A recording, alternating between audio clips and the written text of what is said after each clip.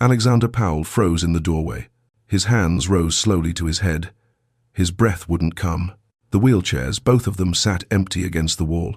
And on the floor, his housekeeper was doing something with his paralyzed twins that made his blood turn to ice. What? His voice came out broken. What is this? 18 months ago, a drunk driver ran a red light and destroyed Alexander Powell's world. His wife, Catherine, was driving their twins home from preschool. The impact crushed the driver's side. She died instantly. Jack and Jordan survived, but they didn't walk away. Severe spinal trauma, T12L1 damage. The doctors were clear. The boys would likely never walk again. Alexander built a fortress around his guilt.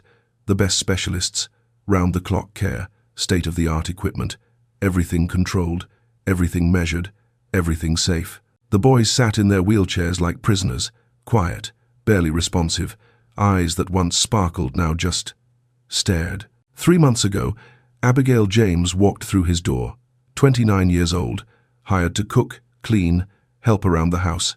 Nothing medical, nothing specialized. But Abigail saw something no one else did. She saw boys, not diagnoses, and she refused to give up on them. For 3 weeks, while Alexander traveled for business, Abigail worked with the twins in secret. Gentle movements, songs, techniques she'd learned when her younger brother had been told he'd never walk again after a bike accident. Her brother ran marathons now. That Tuesday afternoon, Alexander came home early from a cancelled meeting in Denver. He heard something coming from the therapy room, something he hadn't heard in 18 months, laughter. He walked down the hall and opened the door. What he saw stopped his heart. Before we begin, hit like, subscribe, and tell me where in the world you're watching from. If you've ever watched someone fight for a miracle everyone else called impossible, this story will break you open. Alexander's $3,000 Italian shoes felt glued to the floor.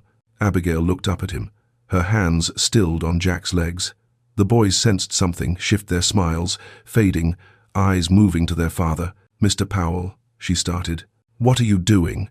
His voice came out harder than he meant. "Why are they out of their chairs?" "I'm helping them." "Helping?"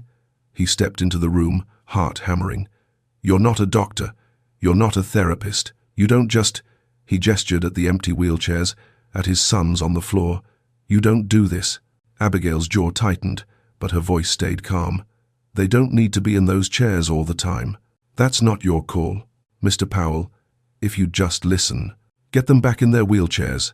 His hands were shaking now. Now. The room went silent. Jack's bottom lip started to tremble. Jordan's eyes filled with tears.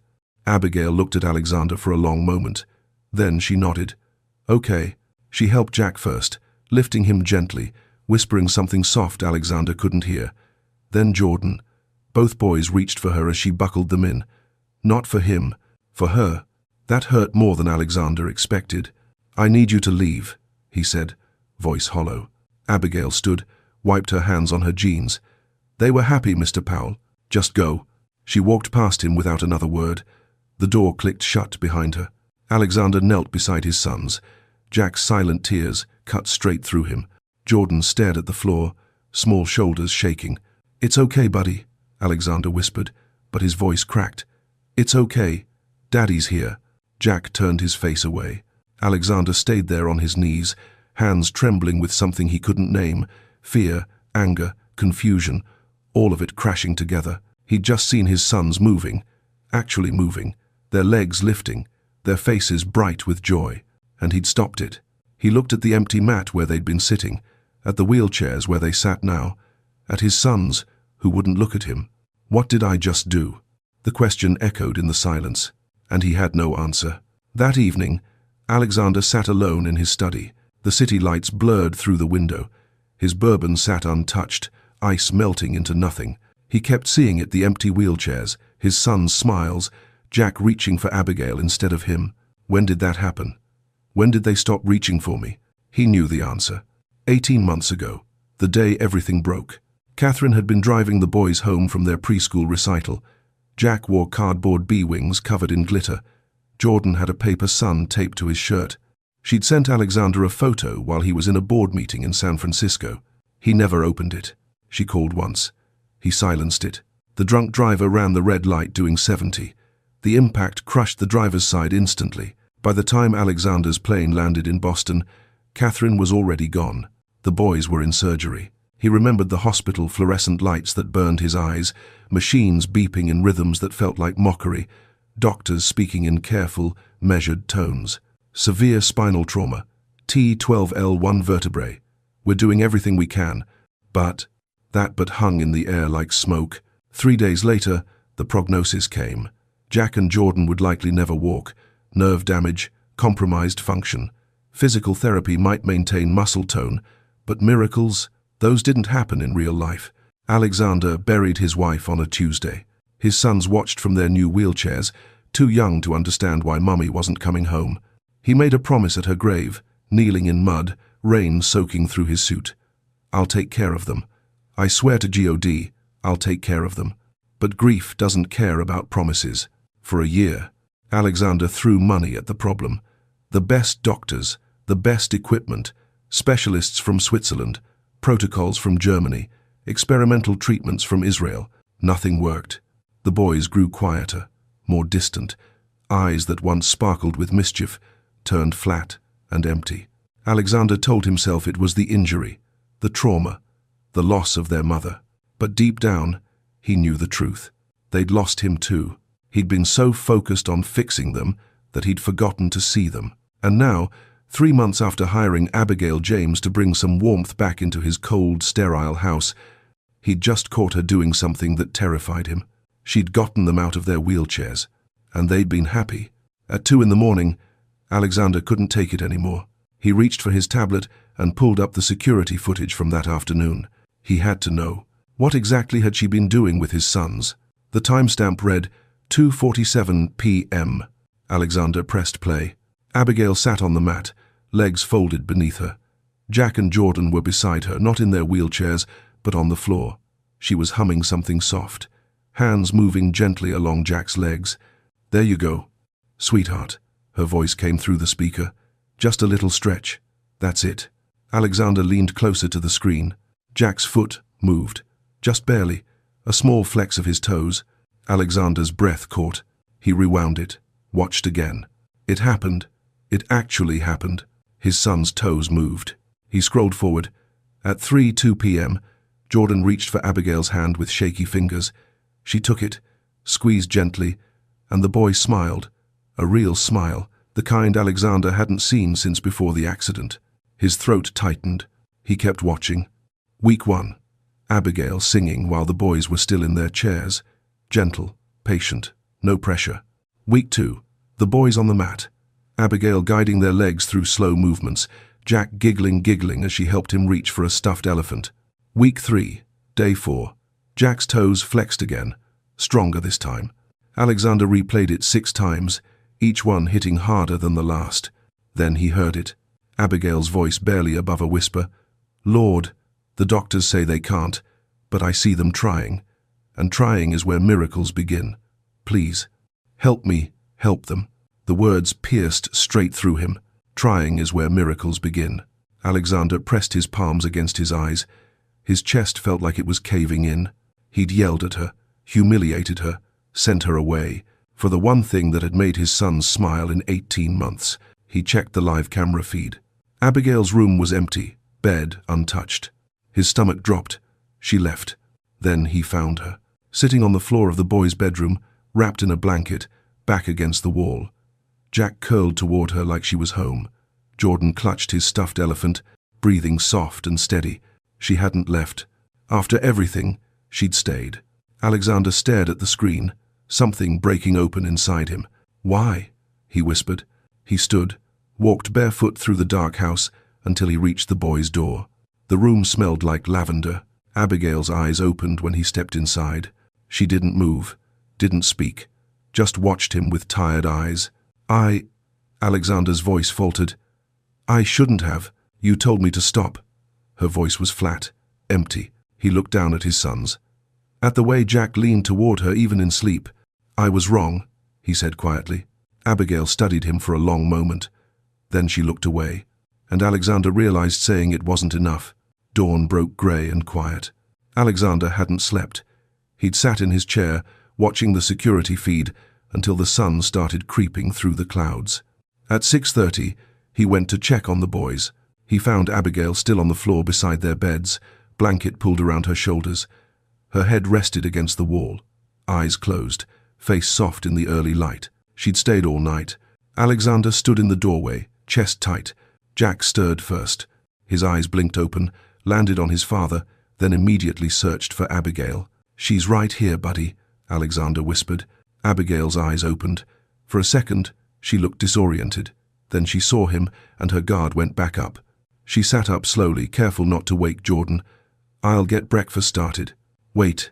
She paused but didn't look at him. "I watched the footage," Alexander said. "All of it." Abigail's jaw tightened. She stood, folded the blanket, set it on the chair. "Then you know I wasn't hurting them?" "I know." Silence stretched between them. "I saw their toes move," Alexander continued, voice low. "I saw them smile. I saw—" He stopped, swallowed. "I saw them happy." Abigail finally looked at him. Her eyes were tired, guarded. And I need to understand, how did you know to do that?" She didn't answer right away, just stood there, arms crossed, like she was deciding whether he deserved the truth. Finally, she spoke. "My brother, Daniel. He was 12 when he had a skateboarding accident, broke his back. Doctors said he'd never walk again." Alexander waited. "My grandmother, she was a physical therapist. Before she retired, she didn't accept it. She worked with him every single day for 2 years. Stretches, movements, prayer. Things the doctors said were pointless." Abigail's voice softened. "He walks now, runs, lives a full life. And you learned from her." "I watched. I remembered." She paused. "When I saw Jack reach for that toy on his 3rd day, hear his fingers move just slightly, I knew. Your sons aren't finished fighting." Alexander's throat burned. "Why didn't you tell me?" "Because you wouldn't have let me try." Her eyes held his. "You would have said I was overstepping, that I didn't know what I was doing." He couldn't argue. She was right. "They need you, Mr. Powell," Abigail said quietly. "Not your money, not your protocols. You." The words hit him like a punch. Before he could respond, his phone buzzed in his pocket. He pulled it out. A text from his assistant. "Your mother is on her way. ETA 30 minutes. She said it's urgent." Alexander's blood went cold. His mother never showed up unannounced, unless something was very, very wrong. 2 days later, Alexander sat in Dr. Harrison Reed's office with both boys and Abigail. He'd insisted on new tests, comprehensive scans, everything. Dr. Reed had been skeptical.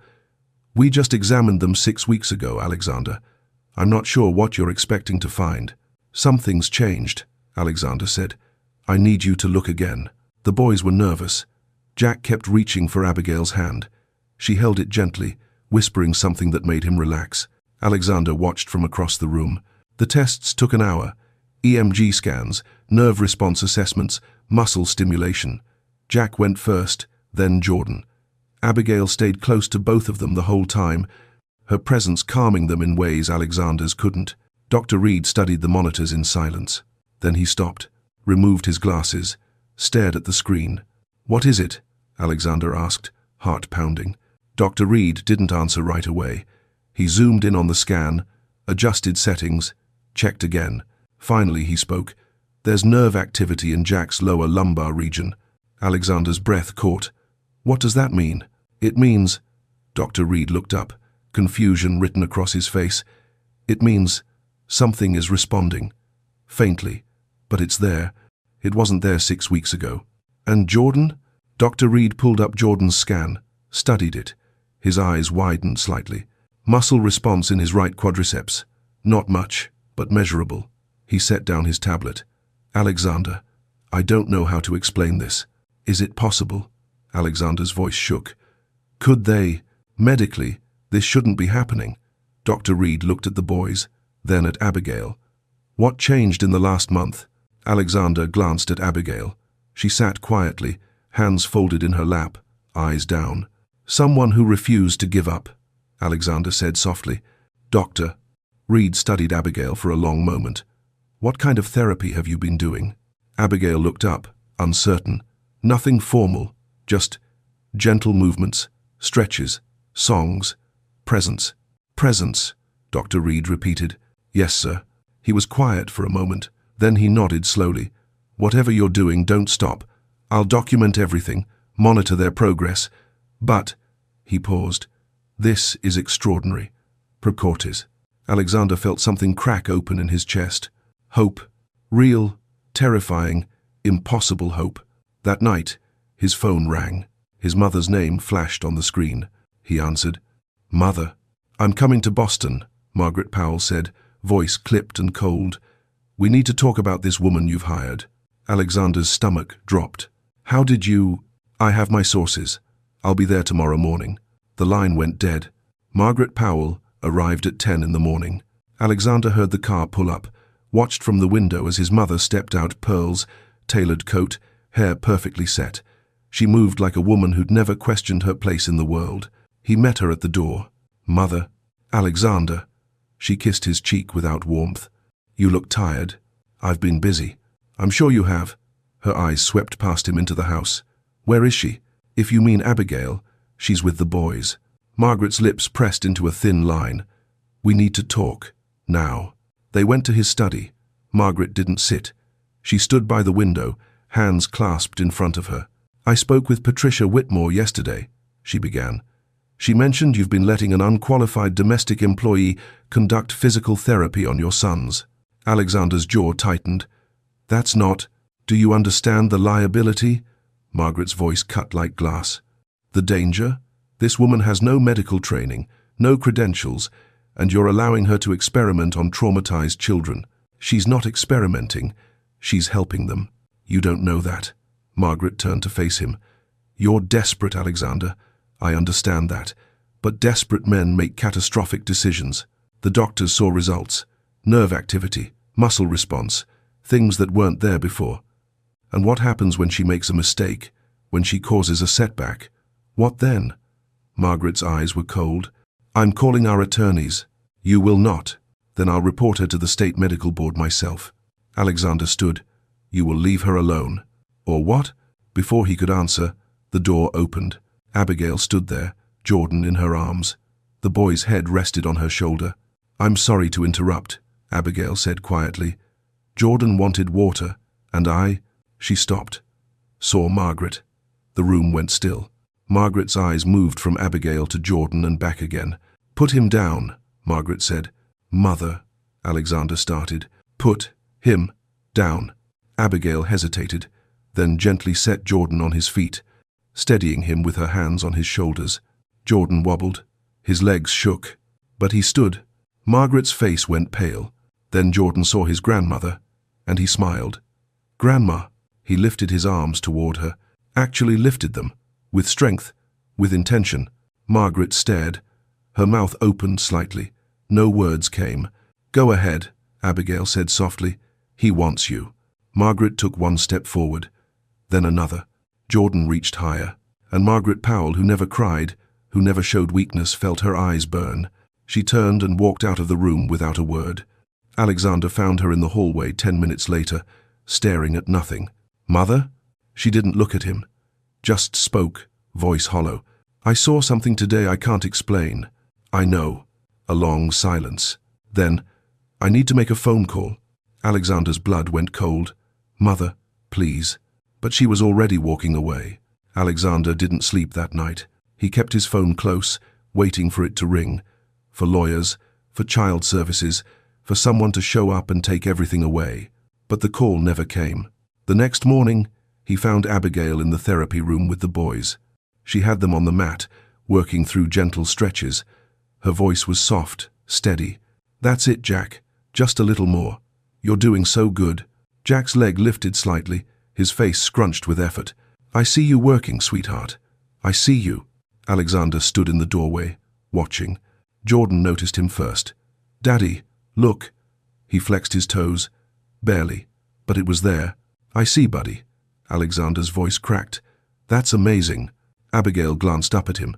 Their eyes met for a moment. Then she looked away. The rest of the morning passed quietly. Too quietly. Abigail kept to herself. Made lunch, cleaned the kitchen, stayed professional. Alexander wanted to say something. Anything. But the words felt too big for his mouth. At 2 in the afternoon, his phone finally rang.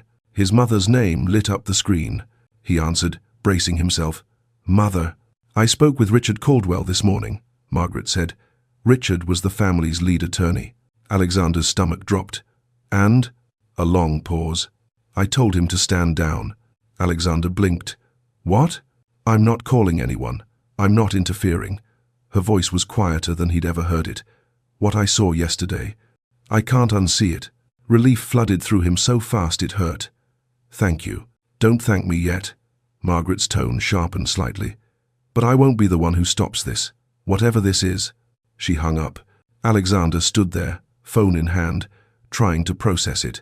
His mother, who questioned everything, who trusted nothing she couldn't control, had backed down. Because of Jordan. Because of what she'd seen. He found Abigail in the boys' room, folding laundry. "My mother's not going to interfere," he said. Abigail paused. "That's good. Abigail, Mr. Powell, you don't have to explain." She set down the clothes. "I understand what's at stake here. For you. For them. That's not." He stopped. Started again. "I need you to know. What you're doing for my sons. I was wrong to stop you." She looked at him then. Really looked. "They're not finished fighting," she said quietly. "And neither am I." Alexander nodded. Something unspoken passed between them. Then his phone buzzed. A text from an unknown number. "We need to talk about Abigail James. This is Dr. Sarah Chen, Boston Children's Hospital. I have questions." Alexander's chest tightened. It wasn't over.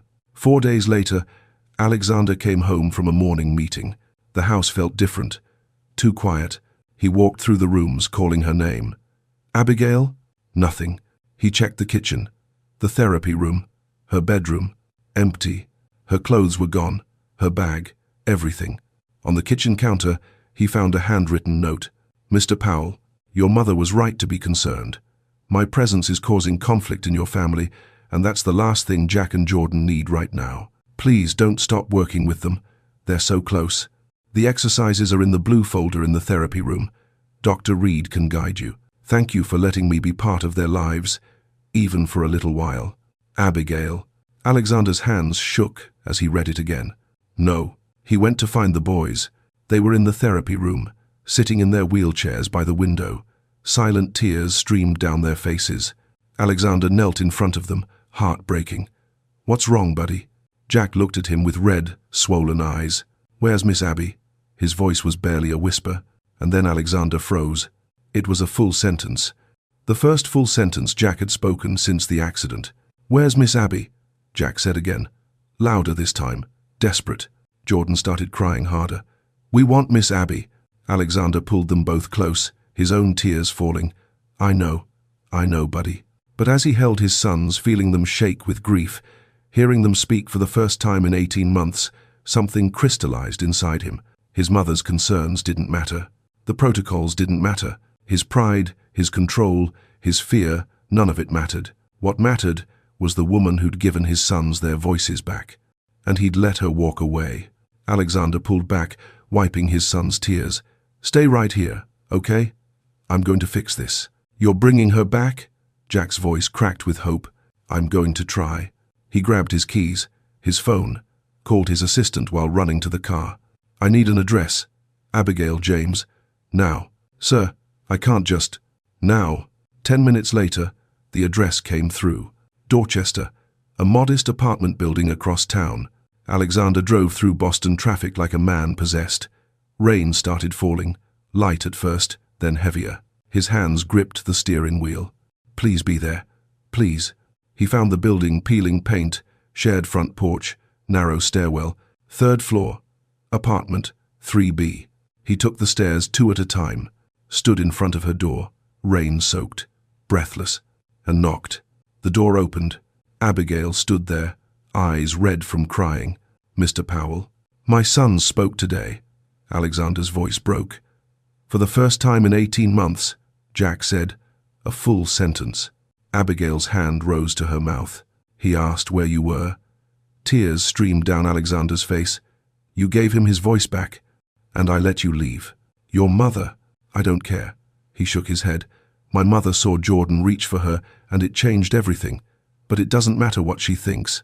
It doesn't matter what anyone thinks." He swallowed hard. My sons need you. I need you. Mr. Powell, please. His voice cracked completely. Come back, not as the housekeeper, as family, as the person who saw my sons when everyone else, including me, had stopped looking. Abigail's tears spilled over. They really asked for me? Alexander nodded, unable to speak. She looked at him, this man, who'd arrived at her door in the rain, broken open, finally seeing clearly. Okay, she whispered. I'll come back. 4 months later, on a Tuesday morning that felt like any other, everything changed. In the therapy room, Dr. Reed and a physical therapist stood watching. Alexander stood by the window, hands clasped like prayer. Jack stood on the mat, Abigail's hands supporting him lightly at the waist. You ready, sweetheart? She whispered. He nodded, small jaw set with determination. She let go. Jack took 1 step, then 2, 3, 4 unassisted steps before his legs wobbled, and Alexander caught him, both of them sobbing. Jordan, watching his brother, pushed himself up, took 2 shaky steps of his own before Abigail caught him, tears streaming down her face. Dr. Reed wiped his eyes. 23 years in neurology, he said hoarsely. I've never seen anything like this. Alexander held Jack close, looked at Jordan in Abigail's arms, and whispered the first real prayer he'd said since Catherine died. Thank you, God, thank you. 10 months later, the Powell Recovery Initiative opened its doors. A foundation funding unconventional therapy for children with spinal injuries. Approaches rooted in hope, persistence, and love. Abigail became the program director. At the ribbon cutting, Margaret Powell stood beside her. Margaret didn't apologize, but she shook Abigail's hand. You proved me wrong, Margaret said. That's rare. It's Margaret now, not Mrs. Powell. Alexander stood at the podium, looking at the crowd. At Abigail. At Jack and Jordan standing beside her, standing no wheelchairs, no assistants. 18 months ago, I thought my sons' futures were over, he said. I thought accepting their limitations was the responsible thing to do. He paused, voice thick with emotion. I was wrong. Hope isn't reckless. Giving up is. And sometimes the most qualified person in the room is the one who refuses to accept impossible. The applause was thunderous. That evening, in the therapy room where it all began, Jack and Jordan raced toy cars across the floor, standing, wobbling, laughing with pure joy. Abigail sat on the mat, watching them with quiet pride. Alexander joined her. Their shoulders touched. You gave them their lives back, he said softly. No, Abigail smiled. They were always fighting. I just refused to let them fight alone. The wheelchairs sat folded in the corner, covered with a sheet. Unused. No longer needed. Jack climbed into Alexander's lap. Daddy, can Miss Abby read us a story? Of course, buddy. The one about the train, Jordan added. I think I can do that, Abigail said, smiling. As evening light filtered through the windows, Alexander realized something. He'd come home that day expecting to find his sons trapped in their limitations. Instead, he'd found the woman who would free them all, not through medicine alone, but through something doctors couldn't prescribe: love, presence, and the quiet, unshakable belief that miracles still happen when someone refuses to give up.